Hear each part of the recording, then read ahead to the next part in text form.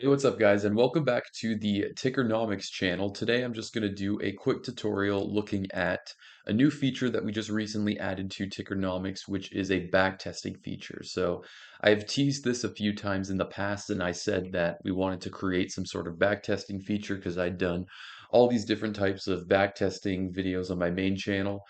So, I wanted to give a more user-friendly way of being able to do some of the stuff that I show on YouTube. So, that's what we've done here. So I wanted to just do a quick demo of how to use this feature and you guys can hopefully start using it and play around with it and let us know if you have any suggestions for improvement.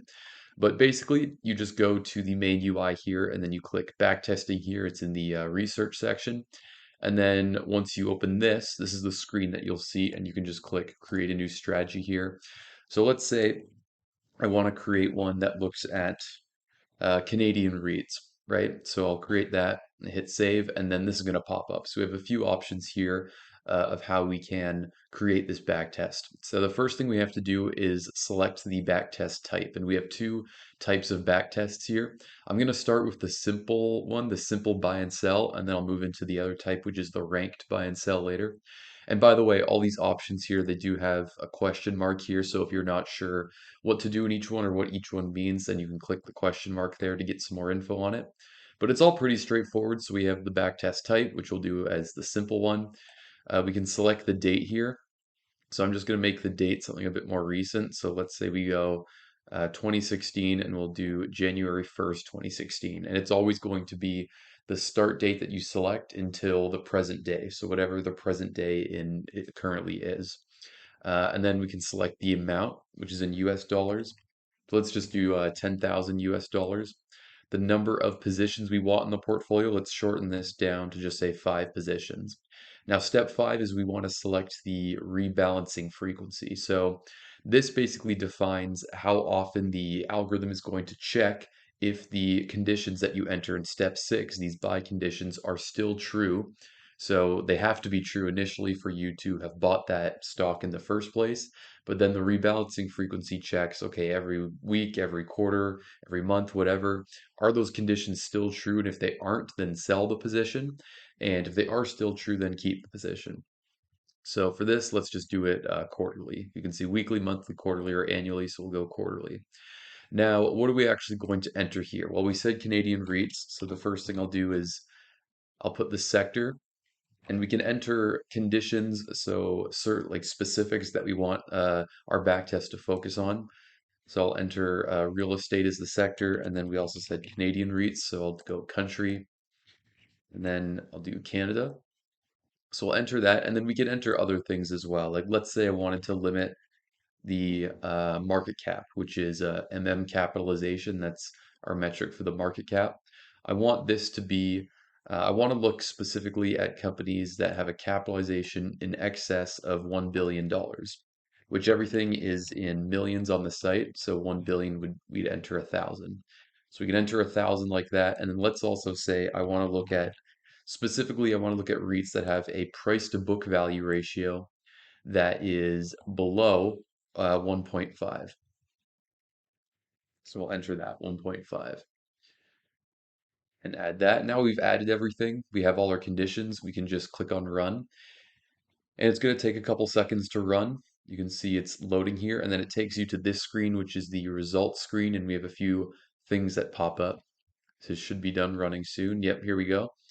And so we have this here, which shows the breakdown of which sectors, the positions that you ended up owning as part of your back test. So this is all going to be real estate because we limited it to just real estate.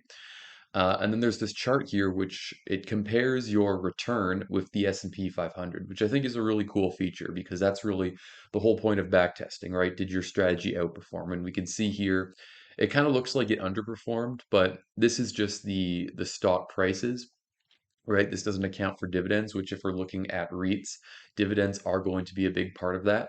Only the chart doesn't account for dividends. Dividends are accounted for in these statistics up here. So there's this total return, which is basically the value of your portfolio at the end of your back test, right? So we turned $10,000 into $17,185. So 171% total return, which is an annualized return of just under 14%. So not bad overall. And then we have our return broken down in terms of what specifically it came from. So most of this was coming from dividend income, which makes sense. And then we can look here and we can see the actual breakdown of how well we performed on each individual position. So our best performing one was this one here, Canadian Apartment Properties, a real estate investment trust, which had 155%. And if you want to look at things on a more granular level, you can click transactions here, and it's going to show you specifically what transactions you made as part of this back test, right? So remember we selected every quarter there's going to be rebalancing. So on a quarterly basis, you're going to see specifically some sells if there were certain companies that had to be sold.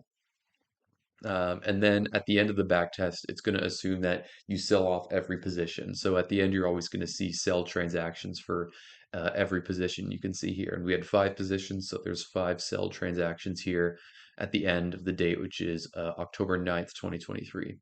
So that's the simple buy and sell. It's pretty easy to understand overall. And what's nice is that we've set this up so that it actually is going to store the backtest strategies, right? So we have the Canadian REIT one here. So we can always refer back to this later if we want to make some changes or some adjustments. We can come back to it and we can, change it however we want to get different results.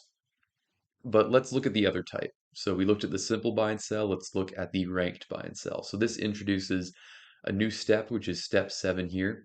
Now, the best way to think of the ranked buy and sell is the magic formula investing approach, which if you're familiar with that, the whole idea behind that is you basically have, you rank every company on the stock market on 2 metrics. I believe it was return on capital and earnings yield. You rank every stock on those 2 metrics, and then the ones that rank highest on those 2 metrics cumulatively, I believe it's the top 30 or top 50 that was taken, something like that. So it's the same idea here, right? So we can change our positions number. So let's go 7 positions. We'll keep all these conditions here the same. So we're still looking at real estate companies in Canada that have a market cap above 1 billion and a price to book value below 1.5. So let's enter a buy ranking, and we'll start with the dividend yield. So I'll enter dividend yield, and this multiplier here is you have to enter that along with whichever metric that you're ranking the stocks on as part of your back test. And this is going to influence the importance of the metrics you're looking at. So if you assign a higher multiplier relative to the other metrics, it's going to weight that metric more as part of the ranking algorithm. So we'll do 2 times dividend yield, and then let's also do price to book value. Just 2 very simple metrics that you would use to analyze any type of REIT. And let's say we want price to book value to be weighted twice as importantly as the dividend yield. So we'll do 4 times price to book value, which is twice, the 2 times dividend yield that we have here. And you can, do this however you want. You can pick whichever types of companies you want. You don't have to limit to a specific sector or a specific country like I did. You can put whatever conditions you want. The whole point is to use your creativity and, explore what types of strategies have done well in the past because that can, inform you in the future. It can give you more information about just how markets work in general and if a certain strategy has outperformed, which just because, you find one strategy that's done well and has outperformed the S&P 500, that doesn't necessarily mean that, it's a surefire way of beating the market, but it does give you some interesting information to understand what trends you've seen take place in the market overall. So we can click run here, and then it's going to do the same thing. It's going to run for a couple seconds here. So we'll just give it a few seconds and then we'll get the exact same results. Everything will populate. So here we go. And we can see this one looks like this strategy actually ended up performing quite well. If we look at the annualized return here, it's 32%. And we got about $10,000 in dividend income. So yeah, this strategy overall seems to have performed very well. As we can see, we turned 10,000 US dollars into almost 80,000. So Once the results have been generated as well, you can look at this table here and you can sort them as well by the specific returns that they generated if you're interested in that, as well as the returns broken out by dividend. And then also you can look at the specific transactions here as well to see what companies you actually would have been buying and selling. But yeah, that's the main idea behind the backtesting feature. That's how you use it in a nutshell. So if you are interested in this type of stuff, I definitely encourage you to look into this and to, get creative with it and how it works. And if you do have any bugs that you notice with it, because this is still in the very early stages of developing this feature. So if you do notice any bugs, then please let us know. You can let us know here in the feedback section, which is just right up here. And any suggestions for improving the feature or something new to add, feel free to offer that to us as well. But yeah, I hope you did find this useful and I hope you do enjoy the feature, and I'll see you guys in the next video.